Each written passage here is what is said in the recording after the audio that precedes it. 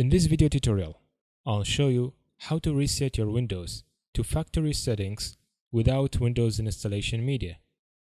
Please be aware that its new feature exists in Windows 8, 8.1 and 10. Open Start menu. Type Settings.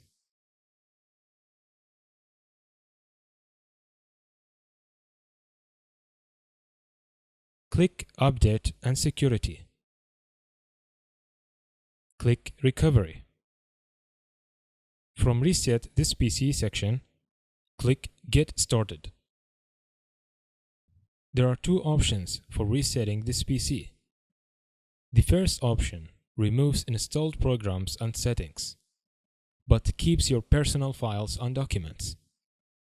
The second option, remove everything. I'll use this option. Also, you'll be prompted with another two options.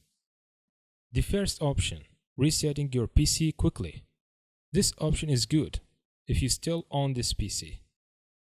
The second option, resetting your PC and clean the drive. It means wipe everything. It's a good option if you decide to sell your PC and make it harder for someone to recover your removed files, but this option gonna take a few hours. It's up to you. Now, let's assume your PC suffers from slowness and you can barely reach these options. There is another way to access this feature. From Start menu, click Power button. Press and hold Shift key and click on Restart. This is gonna take you to this screen. Select Troubleshoot. Select Reset this PC.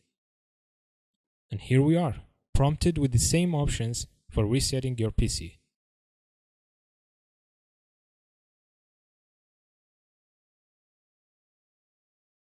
That's all. I hope this video was easy to follow and helpful. Thanks for watching.